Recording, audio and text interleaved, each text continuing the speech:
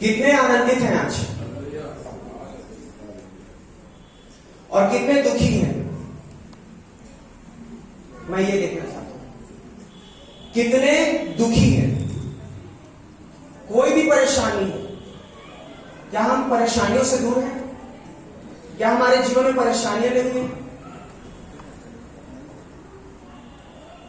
कितने अपनी परिस्थितियों के कारण दुखी हैं?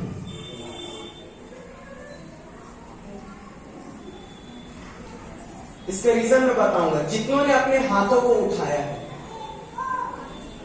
आप लोगों ने अपनी हृदय की गहराई से उसके सामने अपनी परेशानियों को रखा है। हालेलुया। मैं आपकी परेशानियों को नहीं जान सकता कि आपकी परेशानी और आपकी तकलीफें क्या है, लेकिन उसको हमारा ध्यान है। वो जानता है कि हमारी परेशानियां, हमारी तकलीफें क्या है। आज का जो वचन पढ़ा गया मत्ती उसका 20 अध्याय पद 29 से लेकर के 34 पद तक, इस दृष्टांत के बारे में हम सभी बचपन से सुनते हुए आ रहे हैं। साल भर में कम से कम नहीं से 10 से 11 बार इस वचन के ऊपर प्रचार हो जाता है भवन में। अग्री करते हैं इस बात से? लेकिन इस वचन को जब मैं पढ़ रहा था, कल यही वचन मैंने प्रचार किया यूथ में, मेरी कोई तैयारी नहीं थी। सडन मुझे मैसेज देना था, मैंने खोला, बाइबल खोला, वचन मेरे सामने आया, 2 अंधों का दृष्टांत। मैं नहीं पता कैसे किया, परमेश्वर मेरे से वो करके बोलते गया। तो मैंने यही सोचा कि मैं आज ये वचन आप लोगों के मध्य में रखूं। अगर इसका शीर्षक दिया जाए तो इसको हम बोल सकते हैं एक राजा और 2 अंधे। इसमें लिखा है सबसे पहले, जब वे यरीहो से निकल रहे थे तो एक बड़ी भीड़ उसके पीछे बोली। अगर हम मत्ती में देखते हैं, मत्ती और लूका में भी इन बातों का वर्णन है। जब यीशु मसीह यरीहो नगर से होकर के यरूशलेम की ओर जा रहा था तो एक बड़ी सी भीड़ उसके पीछे जा रही थी उसके लिए। लेकिन जब वो यरीहो नगर से होकर के जा रहा था तो वहां पर एक भिखारी बैठा था। हम जानते हैं उस भिखारी के बारे में, क्या नाम था उसका?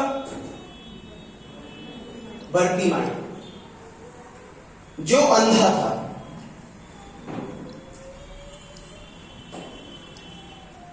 जब यीशु मसीह वहां से जा रहा था और बरतिमाई वहां पर से बैठा हुआ था, उसे पता था कि यीशु मसीह वहां से होकर के जाने वाला है।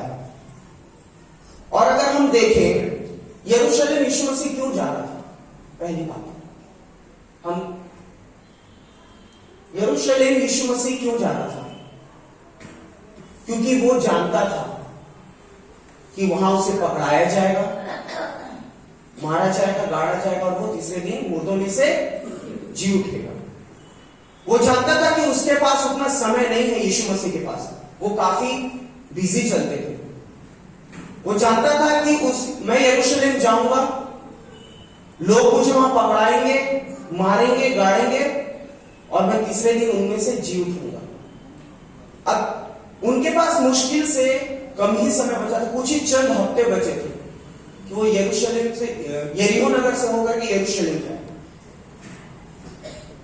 लेकिन वहां पर वो किसके लिए रुकता है? उस अंधे व्यक्ति के लिए, बरतिमाई के लिए। क्यों रुकता है यीशु मसीह? क्यों रुकता है? अगर हम तीसवें पद में देखें, वो चिल्ला करके कहता है, हे प्रभु दाऊद की संतान, मुझ पर दया कर। हम अपने जीवन में अगर हम खुश हैं, सुखी हैं अपने जीवन में, तो हम परमेश्वर को याद नहीं करते हैं कि प्रभु धन्यवाद कि तूने मुझे बचा संभाल के रखा उसके लिए, कि आज तूने दिन भर मुझे बचा संभाल के रखा उसके लिए, कि तूने मुझे इतनी अच्छी जीवन दी, उसके लिए हम धन्यवाद नहीं करते। लेकिन जिस वक्त हमारे जीवन में परिस्थितियां, विपत्तियां आती हैं, हमारी प्रार्थनाएं जो एक समय की होती थी वो 4 समय में बदल जाती है। क्या हम सहमत हैं इस बात से? हालेलुया। हमारी प्रार्थनाएं एक समय की जो रहती है, जब हम खुश हैं, सुख में हैं, तब हमारी प्रार्थनाएं एक समय की होती है। लेकिन जब हम परिस्थितियां, विपत्तियां, दुख और परेशानियों में जब पड़ते हैं, हमारी प्रार्थनाएं 4 समय की हो जाती है। यहां पर बर्तिमाई की स्थिति भी वैसी ही थी। वो अंधा था, वो देख नहीं सकता था।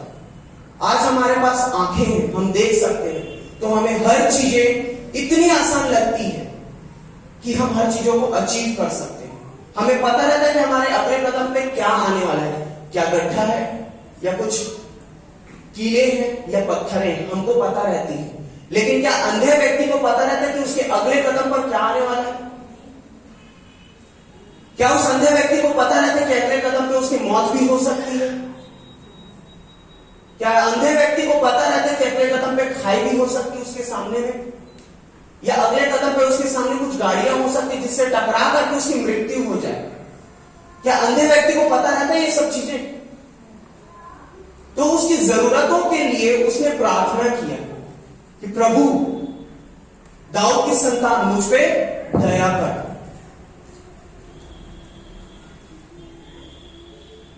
यीशु मसीह वहां पर रुकता है उसके लिए।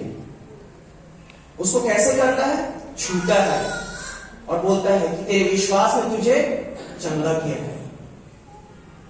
यीशु मसीह के कहने मात्र से ही आंधी तूफान रुक जाती है, पहाड़ अपने रास्ते से हट जाता है, मुर्दे जी उठते हैं। लेकिन ऐसा क्या था बर्तिमाई की प्रार्थना में कि यीशु मसीह रुका, उसके पास आया और उसको छुआ। अब उसकी छुआनी कितनी बड़ी चीज है। उसके कपड़े के साए से भी लोग चंगे होते थे। तो सोचिए उसकी छुअन जो है उसके आंखों पर, वो कितनी अनोखी रही होगी। जब यीशु मसीह ने बर्तिमाई को छुआ तो वो उसके सिर्फ आंखों को नहीं छुआ, उसके मन को और उसके हृदय को भी छू लिया। हालेलुया। आखिरी पद में हम देखते क्या लिखा है कि वो उसके पीछे हो लिया। प्रियो, हमेशा हम याद रखें, अगर यीशु मसीह आपको छूता है, अगर परमेश्वर की आत्मा आपको छूती है, तो आप अपना सब चीज छोड़ करके उसके पीछे हो लेते हैं।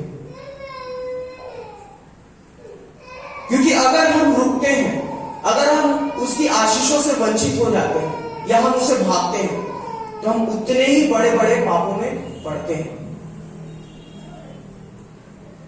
एक ऑथर है, अमेरिकन ऑथर है, जिनका नाम हेलेन केलर है। वो जब पैदा हुई थी, 19 महीने की जब थी, उस समय से उनकी आंखें और कान सुनाई नहीं देती थी। 1868 में पैदा हुई और 1970 या 60 में उनका मृत्यु हुआ था। वो बचपन से लेकर के अपने मृत्यु तक वो अंधी थी। लेकिन एक समय पर उनसे पूछा गया कि क्या आपको खराब नहीं लगता कि आप सुन नहीं सकते और देख नहीं सकते? तो उनका जवाब क्या था, आप जानते हैं? वो कहती हैं, ये अच्छा है कि मैं अपने हृदय की आंखों से देखूं, ना कि उन लोगों के जैसे जिनकी आंखें होते हुए भी वे अंधे हैं। हालेलुया। ये बातों को कितने लोग गहराई से समझ पाए? ये अच्छा है कि मैं अपने हृदय की आंखों से देखूं, भले मैं अंधी हूं, लेकिन उन लोगों के जैसे तो नहीं हूं, कम से कम जो आंखें होते हुए भी अंधे हैं। यहां पर अगर देखा जाए तो वो क्या कहना चाहते हैं? आत्मिक अंधेपन के बारे में। उस समय जब यीशु मसीह था, उस समय पाप थे, लोग गलत कर रहे थे। यीशु मसीह क्या करने जा रहे थे यरूशलेम? सबको, जब वो यरीहो नगर से जा रहा था, तो क्या ढोके जा रहा था? हमारे पापों को, ताकि उस क्रूस पर कुर्बान होकर के हमारे पापों से हमें छुटकारा दिला सके। यीशु मसीह जानता था, उस दुनिया में रहता था जहां लोग देख तो सकते हैं, लेकिन आत्मिक रूप से पूरे अंधे थे। और वहीं पर बर्तिमाई जो था, देख नहीं सकता था, लेकिन वो आत्मिक रूप से देख सकता था। उसको कैसे पता चला कि यीशु मसीह जा रहे हैं? हमें से यहां कितने हैं, जब हम अगर प्रार्थना करते हैं तो हम उसकी उपस्थिति को महसूस कर पाते हैं? जब भी हम प्रार्थना में बैठे बैठते हैं, जब एकदम गहराई से आंसुओं के साथ उसके सामने आते हैं हम, तो कितने हम ऐसे हैं जो उसकी उपस्थिति को महसूस कर पाते हैं कि हाँ वो हमारे बाजू में है, या हमारे कंधे पर अपना हाथ रखा हुआ है, या अपने सर पर हमारा हाथ रखा हुआ है।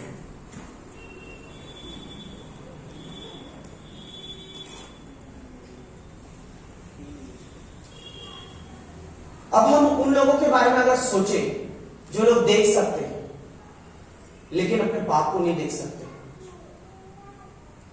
हम अपने पापों को देख सकते हैं क्या? हम कर तो देते हैं, जानते भी हैं, लेकिन उससे क्या हो जाते हैं? अनजान बन जाते हैं।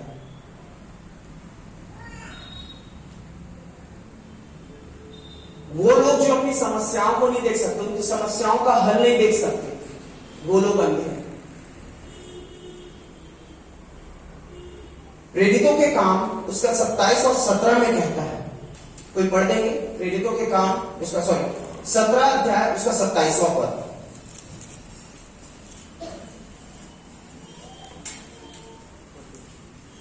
कि वे परमेश्वर को ढूंढे, कदाचित उसे टटोल कर पाए, तो भी वो हम में से किसी से दूर नहीं। अगर हम पुराने नियम में देखते हैं, परमेश्वर किसी के सामने, किसी के पास नहीं आता था, वो अपने चुने हुए लोगों के पास आता था। जैसे कि मूसा को उसने चुना था, तो मूसा को वो दर्शन देता था, फिर मूसा अपने जो लोग हैं उनको बताता था। इसीलिए प्रेरितों के काम में पौलुस भी ये बोलता है कि वे परमेश्वर को ढूंढे, उसे टटोल कर पाए, तो भी वह हम में से किसी से दूर नहीं। पहले क्या होता था कि परमेश्वर से बात करने के लिए उसके याजकों के पास जाना पड़ता था। लोग अपनी विनतियों को लेकर के याजक के पास जाते थे, याजक परमेश्वर के पास अपनी उनकी बातों को लेकर के जाता था। लेकिन क्या अब ऐसा होता है? क्या हमको याजक के पास जाना पड़ता है? परमेश्वर हमारे इर्द गिर्द ही है। पौलुस बोलता है कि तुम उसको ढूंढो, उसको टटोलो, उसको कहां पर है उसे ढूंढो। वो आपके आजू बाजू भी हो सकता है, वो आपके गाड़ी में भी हो सकता है।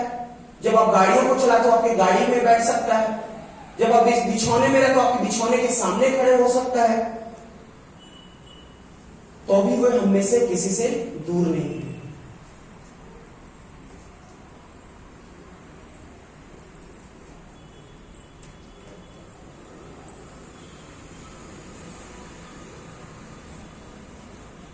जब वो आगे यरीहो की ओर से होकर के यरूशलेम की ओर जा रहा था, अंधा व्यक्ति वहां पर बैठा हुआ था, बर्तिमाई। वो यीशु को पुकार कर कहने लगा कि हे प्रभु, दाऊद की संतान, मुझ पर दया कर। आज कितने लोग हैं जो हम में से मांगते हैं कि प्रभु हम पे दया कर। क्यों मांगते हैं कि प्रभु हम पे दया कर? अच्छा खासा तो चल रहा है जीवन, अच्छा खासा पैसा कमा रहे, अच्छा खासा बंगला है, अच्छा खासा घर है, अच्छी खासी गाड़ी है, अच्छी खासी नौकरी है, फिर और क्यों दया मांगे उससे? हमारे पास जब हर चीज होती है तो हम उसको धन्यवाद देना भूल जाते हैं, लेकिन जब हमारे पास कुछ नहीं होता ना, तब हम हर चीजों के लिए मांगने लग जाते हैं। एक जिद पकड़ लेते हैं कि हाँ हमें चाहिए। ये जिद बहुत अच्छी चीज है, लेकिन सही चीज के लिए मांगना चाहिए। हालेलुया। क्या हम सो रहे हैं? सोने वाले बोले हालेलुया। पूरी कलीसिया सो रही है। जागने वाला बोले हालेलुया। सोने वाला बोले हालेलुया। अभी भी कुछ लोग सो रहे हैं पीछे। इसीलिए अपने कान और आंख हमेशा खुले रखे प्रभु के वचन के लिए। बर्तिमाई अंधा था। हमारी आंखें अच्छी हैं, हमारे कान अच्छे हैं, हम बोल सकते हैं, हमारे चाल चलन ठीक है, हमारे हाथ पैर बहुत अच्छे से परमेश्वर ने रखा है। हम दिव्यांगों की या जो अपाहिज हैं उनके परेशानियों को नहीं समझ पाते हैं। कुछ समय के लिए समझेंगे, अरे यार ये देख नहीं सकता, अरे यार ये चल नहीं सकता, हम दया करते हैं, चले जाते हैं। लेकिन उस एक अंधे इंसान से पूछे कि देखने की अहमियत क्या होती है, उस लंगड़े इंसान से पूछे चलने की अहमियत क्या होती है, उस बहरे इंसान से पूछिए कि सुनने की अहमियत क्या होती है। हमारे पास सब कुछ है तो हमको अहम रहता है कि हमारे पास हर चीज है, तो हम क्या करेंगे, हमको क्या तकलीफ हो सकती है। लेकिन कभी एक बार उस अपाहिज के लिए अपाहिज से पूछे कि तू देख नहीं सकता, तुझे कैसा लगता है, कि तू सुन नहीं सकता, तुझे कैसा लगता है, कि तू चल नहीं सकता, तुझे कैसा लगता है। जब हमारे पास हर चीजें होती हैं, हमारे अंदर अहम आते रहती है। उस समय बर्तिमाई अपने आप को क्या किया, नम्र किया, क्योंकि वचन में लिखा है अगर हम जितना अपने आप को नम्र और दीन करेंगे उतना हम वहां पर उठाए जाएंगे। अगर इस दुनिया में अगर अपने आप को हम बोलेंगे कि हम बहुत बड़े हैं, हम ऊंचे हैं, तो जितना हम यहां अपने आप को ऊंचा करेंगे उस स्वर्ग लोक में हमें उतना ही नीचे गिराया जाएगा।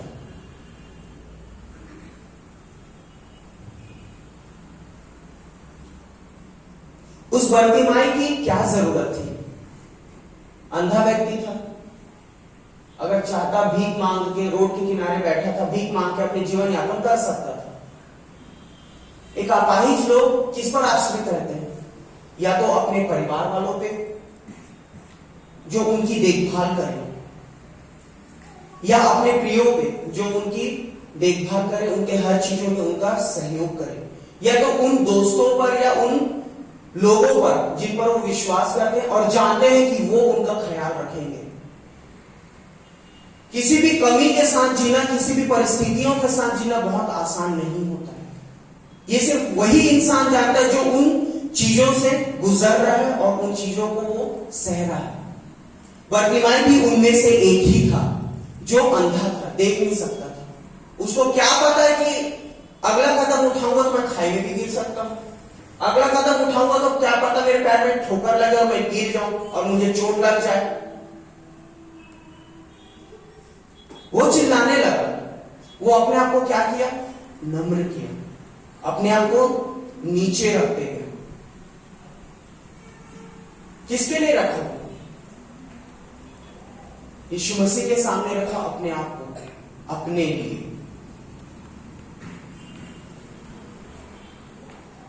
इसलिए नम्र किया ताकि वो उसके महिमा को देख पाए। प्रियो, हम में से ऐसे बहुत लोग हैं जिन्हें बचपन से बहुत सारी परेशानियां हैं और हम उस परेशानियों के कारण हम उसे परमेश्वर को कोसते हैं कि तूने मेरे जीवन में ये परेशानियों को क्यों दी। अगर कोई अंधा रहता है तो हम बोलते हैं कि परमेश्वर इसको अंधा क्यों पैदा किया, हम कोसते हैं। लेकिन कई बार ऐसे होते हैं अगर परमेश्वर आपके जीवन में परिस्थितियां विपत्तियां डालता है तो हो सकता है कि वे आपके जीवन में अपनी महिमा को दिखाना चाहता है। हालेलुया। कई बार अगर वो आपको दुख में डाल रहा है तो हो सकता है वो अपनी महिमा को आपके द्वारा दिखाना चाहता हो सकता है कि अगर वो आपको तकलीफ में डाल रहा है तो वो अपने जीवन के आपके जीवन के द्वारा अपनी महिमा को दिखाना चाह रहा हो। या हो सकता है आपने जो तकलीफें झेली है और उसके बाद जो आपने आशीष पाई है वो दूसरों के लिए आशीष का कारण बनने का भी इस्तेमाल कर सकता है परमेश्वर। यहां हमने कई लोगों को देखा जिन्होंने बहुत बड़े नशे के काम किए, बहुत गलत गलत काम किए, लेकिन जब परमेश्वर ने उन्हें छुआ उन्होंने सब चीज को छोड़ा और किसके पीछे हो लिए, उसके पीछे। कई ऐसे लोग हैं जो हत्या करते थे, चोरी करते थे, व्यभिचार करते थे, गलत काम को करते थे, गलत संगति में रहते थे, लेकिन आज देखो वो हर एक चीजों को त्याग करके उसके पीछे हो लिए। हम थक जाते हैं जब हमारे जीवन में कोई चीजें नहीं होती है। हम प्रार्थना करते करते थक जाते, हमारे प्रार्थनाओं का जवाब नहीं मिलता तो हम परमेश्वर को गुस्सा होने लग जाते कि प्रभु क्या तू मुझे नहीं जानता, क्या तू हमारी प्रार्थनाओं को नहीं सुन रहा है, क्या तुझे हमारा ध्यान नहीं है। हम बोलते हैं ऐसा, लंबे समय से प्रार्थना कर रहे, सालों साल प्रार्थना कर रहे हैं, लेकिन हमारी प्रार्थनाओं का जवाब नहीं होता है, मिलता है हमें। हम बोलते हैं कि क्या प्रभु तू हमें सुन नहीं रहा है, क्या तू हमारी प्रार्थनाओं पर कान नहीं लगा करके रखा है, क्या तू हम पर अपना ध्यान नहीं रखा है, क्या तू हमें पहचानता नहीं है। परमेश्वर के काम में देरी हो सकती है, लेकिन वो कभी टलती नहीं। अगर वो विलंब कर रहा है तो हो सकता है क्या आप जो चीज मांग रहे हैं वो उससे बहुत बड़ा देने के लिए है, क्योंकि जहां पर हमारी सोच खत्म होती है वहां पर से उसकी सोच चालू होती है। हालेलुया। बरतिमाई जो था उसकी जरूरत क्या थी? सिर्फ वो देखना चाहता था, क्योंकि वो उस चीजों की अहमियत जानता था। अगर उसकी अहमियत नहीं जानता तो क्या जरूरत है कि यीशु मसीह जा रहा और उसको रुकवा ले। वो अपने आप को नम्र किया, प्रार्थना किया, उसकी जरूरत थी। जब हम कोई चीजों की जरूरत रहती है तो हमारे मन एकदम झंझोड़ जाता है। हमें उस चीज की उस समय पर बहुत ज्यादा जरूरत है, लेकिन वो चीज हमारे पास नहीं होती है, तो हमारा मन कैसा झंझोड़ा जाता है उस समय पे। और बरतिमाई जो अंधा था, उसके पास आंखें ही नहीं थी, वो बेचारा देख भी नहीं सकता था। तो उसके लिए सोचिए कितना मुश्किल का बात रहा होगा, कितना कठिन रहा होगा, जो उसके हृदय को कचोड़ देता होगा। उसके हृदय में एक दर्द को उत्पन्न करता होगा कि मैं देख भी नहीं सकता, दूसरे को देख सकते हैं।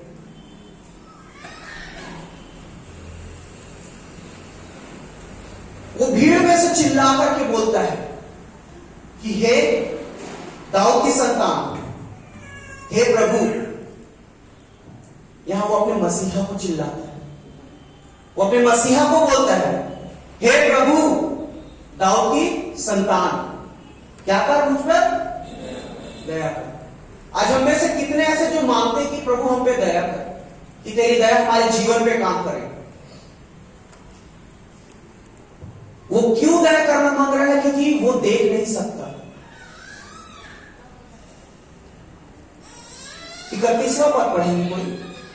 मत्ती उसका 20 अध्याय उसका 31वां पद।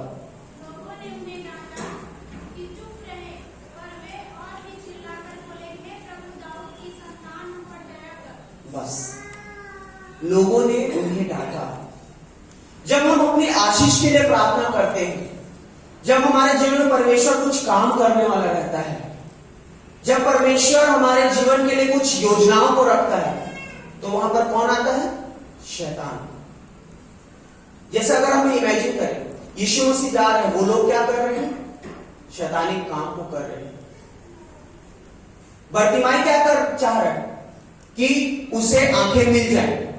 वो प्रार्थना कर रहे कि हे प्रभु दाऊद की संतान हम पर दया कर। तब लोग क्या कर रहे हैं? चुप हो जाए। ऐसा होता है ना, जैसे अगर लोग उसको बोलते जा रहे हैं कि तू चुप हो जा, मत चिल्ला। जैसे कोई बड़ा व्यक्ति जाता है, कोई व्यक्ति विशेष जाते हैं, अगर कोई लोग एकदम पीछे से चिल्लाते हैं तो जो उनके सपोर्ट में खड़े रहते हैं व्यक्ति विशेष, वो बोलते हैं चुप हो जा, तो बीच में मत आ। एक थ्रेट समझते हैं उनको कि उनके द्वारा उनको कुछ हानि हो सकती है करके। तो लोग क्या सोच रहे हैं कि बरतिमाई उसको रोकवा करके कुछ उससे करवाना चाहते। बरतिमाई जानता था, क्योंकि कहानियां सबसे सुना था कि प्रभु यीशु मसीह है जो चंगा करता है, जो बहुत सारे आश्चर्य कर्मों को करता है।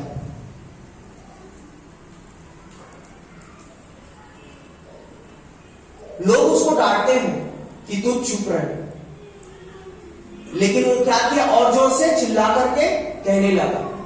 अब चिल्लाने के विषय में कितने लोग जानते हैं?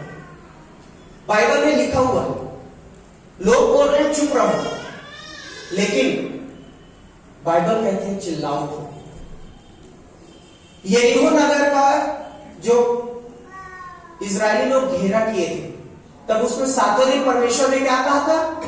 जब मैं कहूं तब जोर से चिल्लाना कि शांत रहना बोले? चिल्लाने बोले। जब वो लोग चिल्लाए तो क्या हुआ? वो दीवार ढह गई। क्या उन्हें एक छीनी या हथौड़ी मारनी पड़ी उनको? कुछ नहीं, सिर्फ वाचा का संदूक लेते थे, घूमते थे, आकर के आराम करते थे। 7 दिन ऐसे किए। वो 7 दिन के प्रोसेस में 6 दिन तो उन्होंने यही चीज बोला, 6वें दिन भी बोला कि हम तो 6 दिन घूम लिया, अभी तक कुछ नहीं हुआ। यहोशू को यह बात बोलने लगे कि हम तो 6 दिन से घूम रहे हैं, 7वां दिन भी 6 दिन से घूम रहे हैं, कुछ नहीं हुआ। परमेश्वर ने तो कहा था तुम वाचा का संदूक लेकर के घूमो तो दीवार ढह जाएगी। लेकिन परमेश्वर ने यहोशू को बोला कि जब तक मैं ना बोलूं तब तक चुप रहना। यही बोला था कि चिल्लाओ ना बोला था। सुनने वाले बोले प्रेज़ द लॉर्ड। सब क्या करें। परमेश्वर ने कहा था कि तुम चिल्लाओ ना, तो क्या हुई? वो ढह गए। उसी प्रकार से बर्तिमाई भी चिल्लाता है कि हे प्रभु, दाऊद की संतान, मुझ पर दया कर।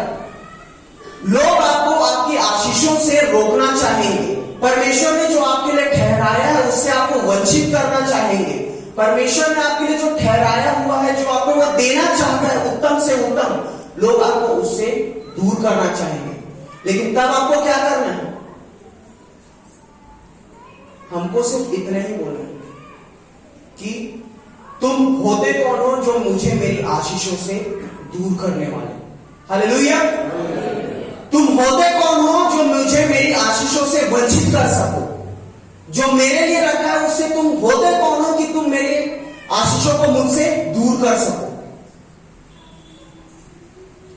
उसी प्रकार बर्तिमाई ने भी कहा और चिल्ला करके कहा, क्योंकि हम अगर लोग हमें टोक देकर तो कोई हम परमेश्वर के काम करने को जाते हैं ना, तो ये एक कड़वी सच है। लोग टोक देते हैं कि क्या तो दिन भर चर्च में रहता है, क्या तो दिन भर चर्च के काम में घुसे रहता है, घर के लिए भी समय निकाला कर, क्या तो दिन भर चर्च को ही समय देते रहता है। ऐसा फेस किया किसी ने? किए होंगे लेकिन कोई हाथ नहीं उठाया। लेकिन प्रियो, अगर आप परमेश्वर के लिए समय देते हैं, लेकिन वो समय आपको वो आशीषों के बदले वापस करेगा। हालेलुया।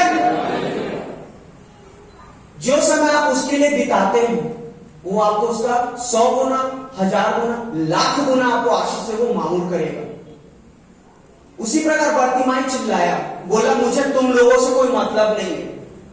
वो यही बोला होगा, मैं सोचता हूं। लोग चिल्ला रहे, बोल रहे, चुप रहे, मत चिल्ला। लेकिन वो बोला होगा, मैं क्यों नहीं चिल्लाऊं? मेरा आशीष मेरा प्रभु लेकर के जा रहा है, मैं क्यों ना चिल्लाऊं? मैं क्यों ना रोकूं उसको? अगर हम प्रियो आज अगर हम चिल्लाएंगे नहीं तो हमारी आशीषें चल देंगी। हालेलुया।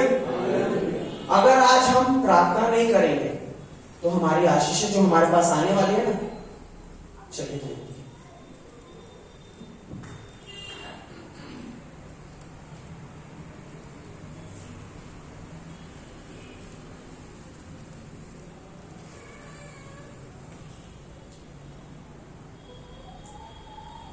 हमें अपने जीवन में इतना नम्र बनना है और हमें हमारी प्रार्थनाओं में इतना मग्न रहना है। अगर हम अगले पद को पढ़ें, 20 अध्याय उसका 32वां पद, क्या लिखा है?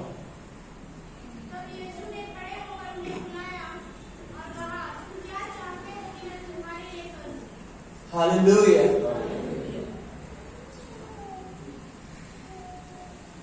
कौन बुलाया, कौन रुका उसके लिए? यीशु। और क्या बोल रहा है? क्या बोल रहा है उनको? क्या बोल रहे हैं उनको? और जोर से। आज परमेश्वर भी आपसे यही चीज पूछता है कि तुम क्या चाहते हो कि मैं तुम्हारे लिए करूं? हालेलुया। सोचो, उसकी प्रार्थना की ताकत देखो कि दुनिया का मसीहा, दुनिया का बेटा, परमेश्वर का बेटा चलते हुए रुक रहा है। वो भी किसके लिए? अंधे के लिए। वो क्या किया? ओवरकम किया। जो लोग उसको मना करते थे कि तू चुप रहे, लेकिन उसके बाद भी वो क्या हुआ? वो चिल्लाया, और उसके चिल्लाने की वजह से प्रभु यीशु मसीह अपने पैर को क्या करता है? रोकता है। हम भी आज ऐसा रहता है कि हम अपनी प्रार्थना में, अपने आत्मिक जीवन में बहुत बढ़ते जाते हैं, लेकिन शैतान आपकी लालसाओं को जानता है, वो आपको आत्मिक रूप से अंधा करना चाहता है। भले शारीरिक रूप से आपको हर चीज दिखाएगा, दौलत, शोहरत, नाम, इज्जत, सब चीज दिखाएगा, लेकिन आत्मिक रूप से आपके लिए जो जरूरत रहती है ना, उसमें आपको वो अंधा कर देता है। वो हमारी कमजोरियों को जानता है कि हमारी क्या कमजोरी है, उसी कमजोरी को वो ला करके वहां पटक देता है। मान के चलिए मैं बाइबल नहीं पढ़ता था, लेकिन बाइबल पढ़ना चालू कर रहा हूं। शैतान के हथियार बहुत सारे हैं। जो मेरी कमजोरी होगी उन बातों को लाकर के मेरे सामने रख देगा, और मेरा मन क्या होगा पता है, मैं बाइबल बंद करूं और उसके पीछे चल देता हूं। हमारा मन इतना कमजोर हो चुका है आज के समय में, इसीलिए परमेश्वर हमारी प्रार्थना को नहीं सुन पाता। अगर हमारा मन और हमारा हृदय उस बर्तिमाई के जैसे हो जाए कि शैतान आपके सामने कुछ भी लाके पटक दे, आपकी लालसाओं को तक लाके क्यों ना पटक दे, आप बोलना नहीं सके, तू हट जा, मेरा आशीष मेरे लिए वेट कर रहा है, तू हट जा। शैतान तू मेरे सामने से हट जाए, तो तू पट्टी मेरे आंखों में बांधना चाहता, उसको लेकर के दूर हो जा मुझसे, क्योंकि मैं अपनी आंखों से अपने यीशु मसीह को देखना चाहता हूं। जिस समय आप शैतान को तिरस्कार करेंगे, शैतान को मना कर देंगे ना, उस समय परमेश्वर आपके जीवन में कार्य करना चालू करेगा। हालेलुया।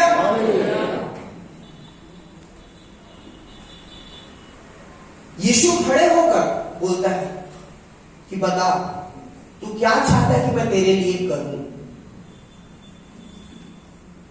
क्या चाहता है कि तू मैं तेरे लिए करूं। हमारे मां बाप अगर हमसे कहते हैं कि बेटा बता क्या चाहिए तेरे, हमारी लिस्ट अगर यहां से चालू करेंगे तो रोड के तक भी खत्म नहीं होगी कि हमें ये चाहिए, ये चाहिए, ये चाहिए, ये चाहिए।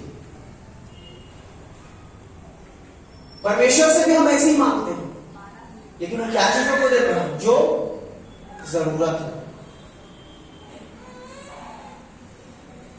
वो हर बातों को देखने वाला, हर बातों को जानने वाला और हर लोगों की जरूरतों को जानने वाला परमेश्वर है। जब वो बेजुबानों को भूखा नहीं रख सकता है, तो वो आपको क्या भूखा रखेगा। जब वो रात के अंधेरे में उन्हें बचा करके सुला सकता है, तो रात में आपको सांप और बिच्छू से क्यों नहीं बचाएगा। क्या हम धन्यवाद देते हैं इस चीज के लिए? कितने आज धन्यवादित हैं कि आज हम इस भवन में बैठे हैं, लेकिन कितने ऐसे लोग हैं जो कब्र में गड़ चुके हैं। धन्यवाद देते हैं कि प्रभु की धन्यवाद कि हमने तेरे भवन में आ पाए, कि तूने हमें भोर का प्रकाश दिखाया। कम से कम रात में क्या हो पता नहीं रहता, कि कौन सा सांप बिच्छू है डसे और हम खत्म हो जाए। हो सकता है ऐसा कि नहीं हो सकता। उसी प्रकार प्रभु यीशु मसीह उससे बोलता है कि बता मैं तेरे लिए क्या करूं। वो बोलता है कि हे प्रभु, यह कि हमारी आंखें खुल जाए। बर्तिमाई की जरूरत क्या थी? कि वो देखना चाहता था। एक अंधा व्यक्ति के लिए सबसे बड़ी चीज क्या होती है? कि वो देख सके। एक बहरे व्यक्ति के लिए क्या जरूरी है? कि वो सुन सके। एक विकलांग व्यक्ति के लिए क्या जरूरी है? कि वो अच्छे से चल सके। आप और मैं ये चीजों को जीवन में महसूस की है, जो चीजें दूसरे इंसान के पास है, लेकिन उन चीजों की जरूरत हमारे पास है। तब वो जो हृदय में एक दर्द रहता है, वो दर्द हम समझ सकते कि वो एक अंधा व्यक्ति कैसा महसूस करता होगा। मान के चलिए अगर भाई नितेश के पास अगर 1 लाख रुपए है और उन्हें कुछ काम नहीं है, लेकिन उसी परिस्थिति में मेरे जेब में 1 रुपए नहीं है और मुझे उस समय पैसों की बहुत जरूरत है, तो उस समय कैसा लगता है कि उसके पास है, मेरे पास नहीं। लेकिन आज उसके पास है, लेकिन उसको जरूरत नहीं, लेकिन मुझे जरूरत है, लेकिन मेरे पास वो चीज नहीं है। उसी प्रकार बर्तिमाई भी वैसा महसूस करता था। उसने क्या किया? प्रार्थना किया, हृदय से प्रार्थना किया, आंसुओं के साथ प्रार्थना किया। लोग उसको रोकने लगे कि तू रुक, मत जा, मत चिल्ला, लेकिन फिर भी वो क्या किया? चिल्लाया और रुका। कौन रुका उसके लिए? प्रभु यीशु मसीह। और उसे क्या पूछ रहा है कि तू बता, तू क्या चाहता है कि मैं तेरे लिए क्या करूं? अगर पुराने नियम से एक बात पूछूं मैं, तो वहां पर कितनी चंगाई के बारे में लिखा है जो अंधेपन से रिलेटेड? अंधेपन की चंगाई कितने बार पुराने नियम में लिखा है? किसको पता है आंसर? एक क्वेश्चन। पुराने नियम में चंगाई के बारे में सब लिखा, बहुत सारी बातें लिखी, चंगाई, आश्चर्य कर्म, योजनाएं, सब चीज के बारे में लिखे, लेकिन अंधेपन की चंगाई के बारे में कितने बार वहां पाए गए पुराने नियम में? किसको पता है?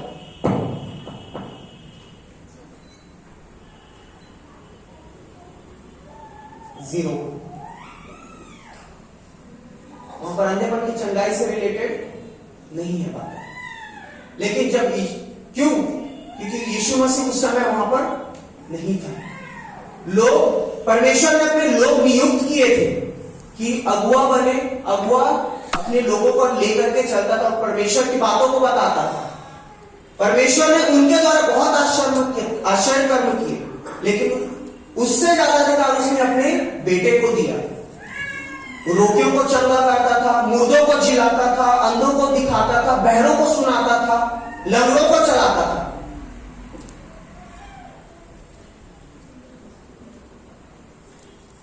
दोनों अंधे जो थे वहां पे सुने कि प्रभु यीशु मसीह जा रहा है, हमें उसे रुकवाना है।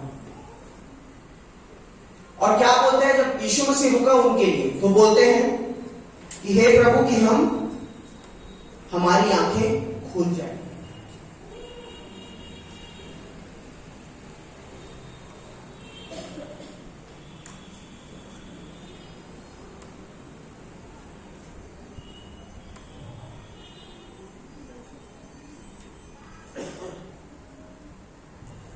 इसलिए बोलता है कि खुल जाए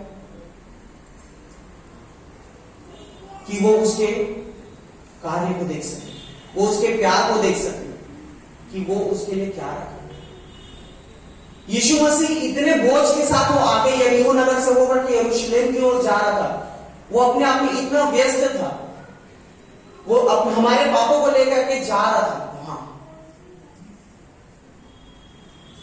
वो भी परमेश्वर के काम जो उसने उसे दिए थे, वो अपने काम को पूरा कर रहा था।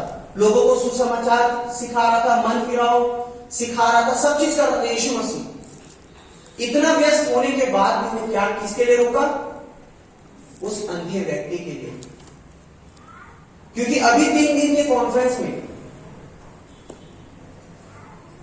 वक्ता ने कहा था, आपकी आराधना उस परमेश्वर को अपने सिंहासन को छोड़ करके नीचे उतरने पे मजबूर करती है। कितनों ने सुनी थी इस बात को? सुना था हमने? उसी प्रकार से आपकी प्रार्थना परमेश्वर और प्रभु यीशु मसीह को रुकने के लिए मजबूर कर सकता है। हालेलुया।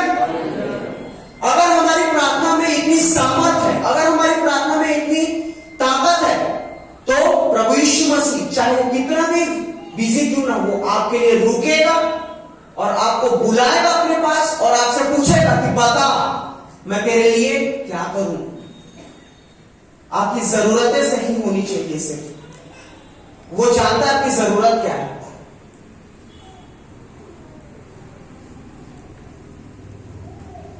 अंतिम में क्या लिखता है? 34 पद कोई पढ़े।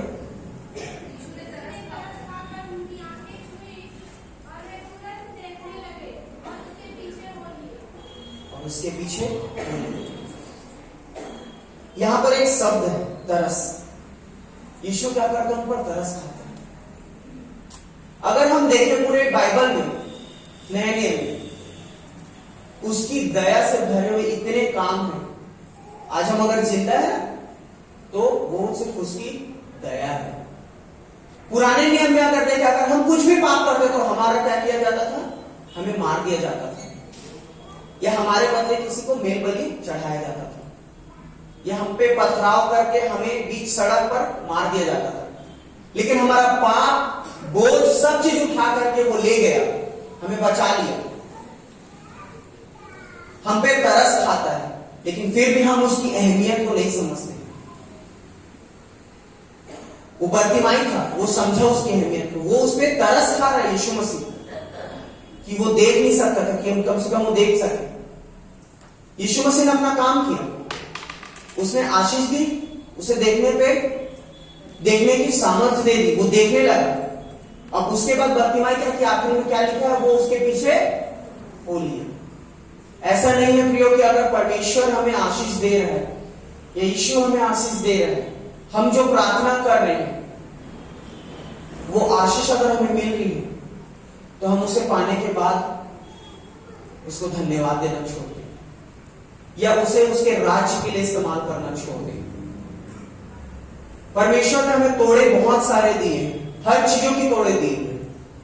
मुझे अलग चीज का तोड़ा मिला है, भाई यूसुफ को अलग चीज का तोड़ा मिला है, भाई सुशील को कुछ अलग चीज का तोड़ा मिला है। हम में से यहां जितने बैठे हैं, हर किसी को परमेश्वर ने तोड़े दिए। आप एक बार उस तोड़े को मांगिए कि परमेश्वर जो तोड़े तूने मुझे दिए हैं वो तेरे राज्य के लिए इस्तेमाल होने वाले हो सके। एक बार आप इस बात को प्रार्थना तो कीजिए, वो पूरा होगा। हालेलुया। मुझे जो तोड़ा मिला था, मैंने प्रार्थना किया और परमेश्वर ने उस चीज को सुनी। ये मेरे जीवन की गवाही है जो मैं आज देता हूं। मैं कॉलेज में था जब हमारे सीनियर्स जो थे, मुझे म्यूजिक में बहुत इंटरेस्ट था, मैं गिटार बजाना चाहता था, मुझे गिटार सबसे पहले शौक था। मैंने कहा अपने सीनियर्स से कि भैया मुझे सिखाओ, भैया मुझे बताओ कि ऐसा ऐसा क्या होता है। किसी ने कुछ नहीं किया। मैंने बोला ठीक है, कोई मत सीख। मैं प्रार्थना करता था, गिटार पकड़ता था, चालू करता था कि प्रभु मेरा तो कोई टीचर नहीं, तू मेरा शिक्षक बन।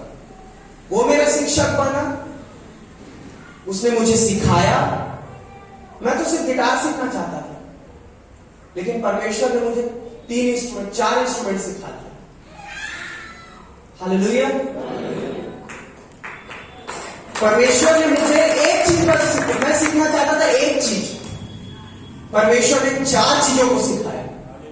आज मैं गिटार बजा सकता हूं, कीबोर्ड बजा सकता हूं, बेस गिटार बजा सकता हूं और खंजरी बजा सकता हूं। मैंने कहीं से ट्रेनिंग के लिए कुछ नहीं ली। मैं बोला प्रभु तू है, तू सिखाएगा। वो सिखाते गया। फिर धीरे धीरे जब मैं सीखते गया तो मेरे अंदर में आते गया कि मैं आराधना में आगे बढ़ते जाऊं। यहां मुझे आते, इस भवन में आते हुए मुझे 2 साल लगभग होने को। मैं जब आता था शुरू में, तब मैं वहां कोने में खड़े होकर के बजाता था। मैं प्रार्थना किया परमेश्वर से कि परमेश्वर मैं बीच में खड़े होकर बजाना चाहता हूं।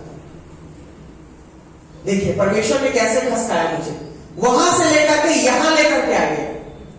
अगर वो मेरे लिए कर सकता तो आपके लिए क्यों नहीं कर सकता। सिर्फ हमारी प्रार्थना ऐसी होनी चाहिए कि जो उसके योजना को पूरी करे। हमारी प्रार्थना ऐसी होनी चाहिए जो उसके राज्य के कार्य के लिए इस्तेमाल होने वाली हो सके। हमारी प्रार्थना ऐसी होनी चाहिए जो उसके महिमा को दे सके, उसे महिमा दे सके, उसके नाम को ऊंचा उठा सके।